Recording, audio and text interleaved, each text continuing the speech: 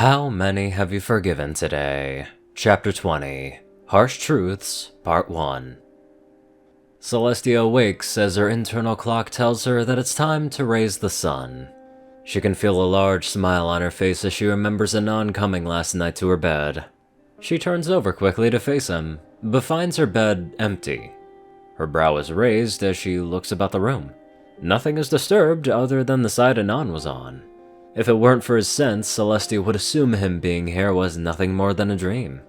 She wants to check on him, to make sure he's okay, but she already knows that something is bothering him, and his absence is a sign that he wishes to be left alone. Though if he's not back tonight for the party, she will not give him that peace. She worries, but she doesn't want to baby him. Though she would be lying if she didn't admit that it hurts her deeply to hold her hoof and allow him to deal with the problems he wishes to keep to himself. He must live his own life, but the thought of some pony hurting him is almost too much for her to bear. She hopes that what he faces can be solved without her help and that he will feel better when all's said and done. However, if he's not, then she will be there to comfort him through his trying times. Celestia lets out a long sigh as she gets up from her bed and gets ready to start the day.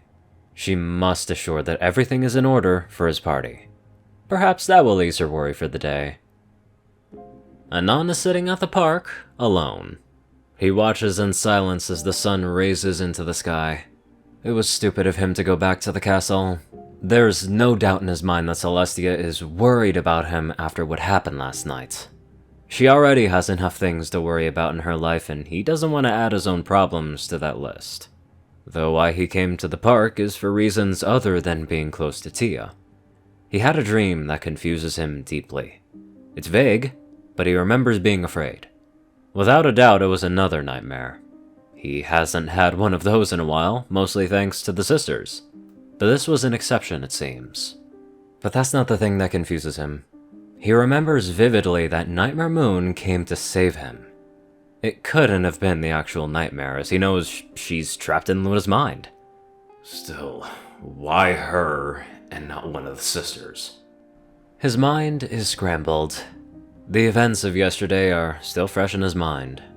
He knows he did the right thing, but feels as if he could have done it better. Anon can hear hoofclaps in the distance coming towards him. Despite what he did, he's not the same person he was once before. There are many things he runs from, but this isn't one of them. Anon looks up to see Bonbon trotting up to him, a panicked look on her face. I got your letter. This is another reason why he's in the park, to make sure everything is on the level. Take a seat. Anon waves to the empty spot on the bench. Bonbon walks over and sits beside him. She's breathing heavily, and Anon can only guess that she ran here after reading his letter. Anon looks off into the horizon once again, as they fall into silence. Anon, I want to start off by— Do you love me? Anon asks. Bonbon stops as she hears his question. She closes her muzzle as she looks down at the ground. She takes a long breath in before letting it out. Well, she's not surprised that he's getting to the point. There's no reason to lie to him about how she feels. I care about you, Anon. I truly do. But no, I don't love you. Anon keeps looking off into the distance, never turning to face Bonbon. It's just as he thought. He could tell that something was wrong when he was in the moment. Just the way Bonbon acted was enough to tip him off the fact that she wasn't as enthusiastic as Lyra was. Lyra talked to you into what happened yesterday, he states. Bonbon looks up to Anon as he continues to face the horizon. She doesn't know how to explain what happened. She knew it wasn't going to end the way Lyra wanted, and yet she still went through with her plan. I didn't want that to happen, but... Bonbon, I understand. A small silence builds between the two for a moment. He understands? How can he understand? What do you mean? Anon turns to face Bonbon as her eyes start glistening. This is why he brought her here, to help her understand. I can't blame you for what you did, Bonbon. I know how much you love Lyra. She means the world to you. You want her to be happy, and that's understandable.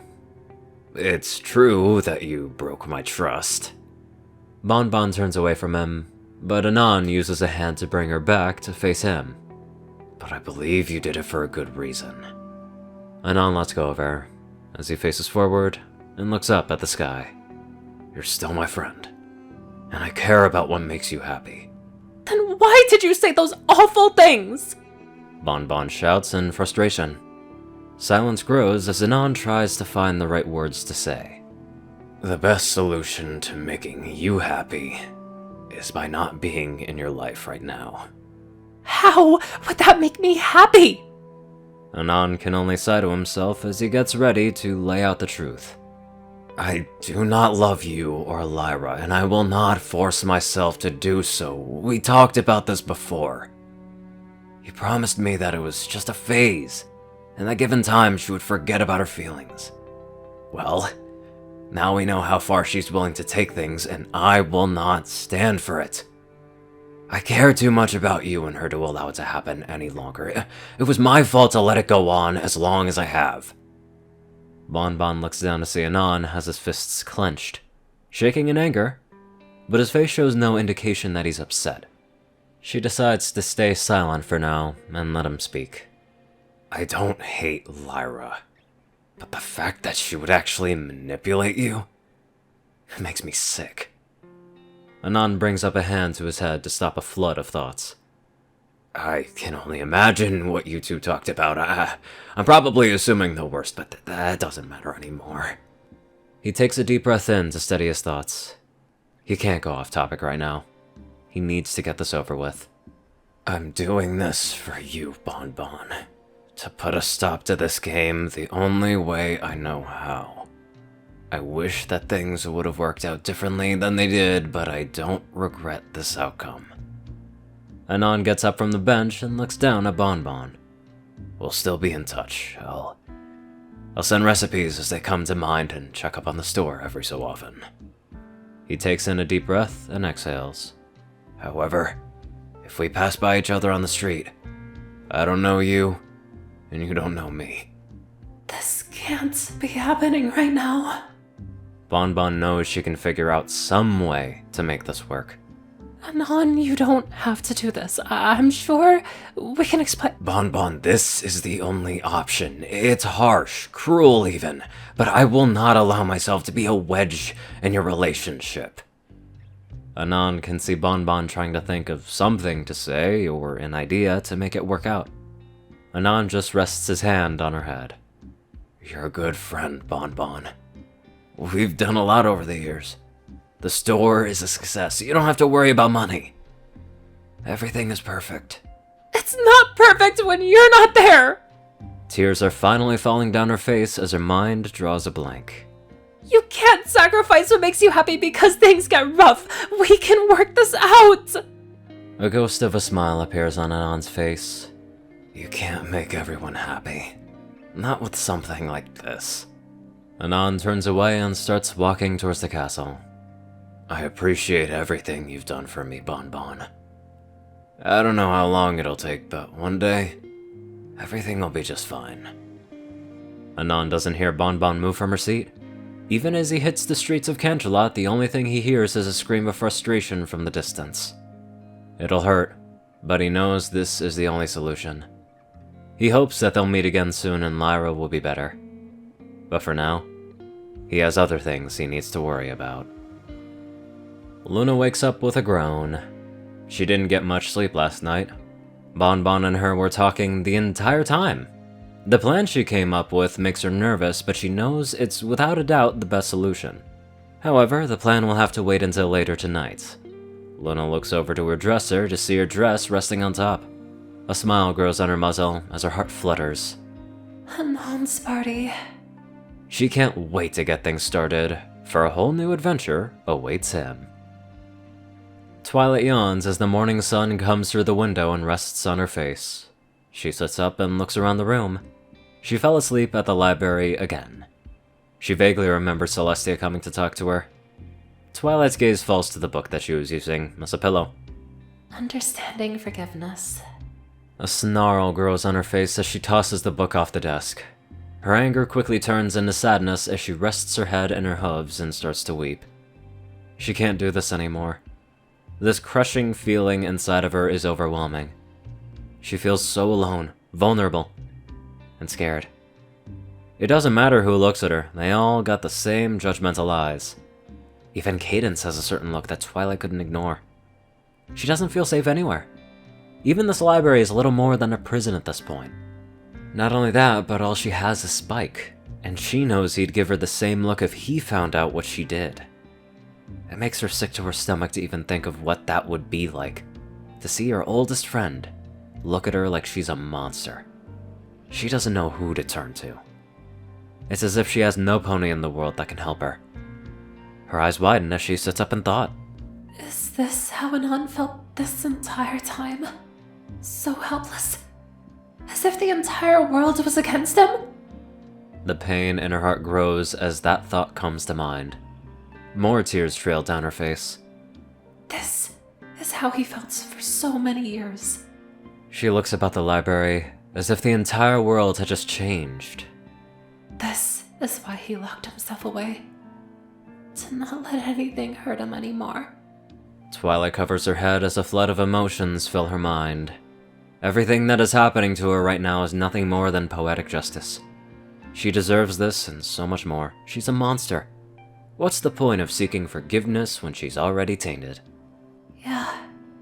Twilight's hooves rest on the table as she blankly looks at it. She's tainted. There's no salvation for ponies like her. Twilight moves away from the table and walks towards the library door. Spike walks in just before Twilight can open it and is surprised to see that she's already awake. Celestia told him that Twilight was really tired and needed some time alone, so he decided to check up on her early in the morning. "Hey, Twilight, are you heading over for breakfast?" he asks. Twilight doesn't even respond to him as she walks past. Spike is disturbed by the zombie-like look on her face as she walks into the hallway and off towards her room. He can only guess that she's still tired from everything that's been going on, though he can't fight this strange feeling that something is wrong with Twilight. Sure, they're not in Ponyville right now, but he knows it'll all go back to normal eventually. Right? Anon is walking down the streets of Canterlot. No place in mind, really, just walking along to clear his head. Forgetting about what happened is not an option. He needs to remain vigilant. This is for the sake of Bonbon's relationship, so he must be certain about his actions. He doesn't love Lyra at all. He even has a hard time trusting her when he's alone. He knows she means well, but she can also push boundaries. Thankfully, it never got physical, but perhaps that's only due to his resistance. I gotta say, Anon jumps slightly as he looks beside him to see Blossom. what you did was really brave. After catching his breath, he scoffs a bit at the thought. I was anything but brave, Blossom. I undoubtedly broke the heart of 2 ponies with this decision. And I know very few ponies who could do the same thing. You did it for the right reasons, and I respect that. A lot. If you say so. Anon stops in his tracks as Blossom flies in front of him. There's a deep level of understanding in her eyes about what he did. Seriously, Anon, it took a lot of guts to just come out and say what needed to be said. Even if it hurt your friends, you did it for the right reasons. Blossom lands in front of Anon. Listen, I know how hard it is to deal with stuff like this on your own. I can easily tell that you keep a lot of this stuff from the sisters because you care about them. So how about you talk to someone that you can trust? Who can I trust? Anon asks with a skeptical look. You can trust me. Blossom states with confidence. Your loyalties lie with Luna. What's to stop you from telling her every little thing that we talk about? Blossom scoffs. I know how to keep secrets, and I know when to tell them. If I fear that whatever you say to me may cause you or another pony harm, I have to do my best to protect you, even from yourself. However, I know when things are said in just and deep personal secrets that harm no one will never leave my lips. Anon doesn't know what to think about an arrangement like this. Blossom so far has gone above and beyond her station to help him. The whole Nightmare Moon thing, she could have easily just told Luna about that, or flat out refused to watch him. Not to mention what happened in the dining hall, as well as the thing with Gilda. If anything, she's probably been doing a lot of things off the book for his sake. It's so weird for Anon to trust a pony so quickly. But Blossom has never shown any signs of deceit. She's always straightforward with him. It admittedly does sound nice to get some of the things he knows off of his chest. But still, he can't let this be one-sided, or else he wouldn't accept it. I'll agree, on one condition. Blossom raises an eyebrow. What's the condition? We exchange secrets. You tell me something you've never told anyone, and I'll do the same. Anon notices the fur on Blossom stand on edge. I see. There are things you have yet to tell the sisters? Anon chuckles hollowly. Sure is. Why? That's not how this works, Blossom.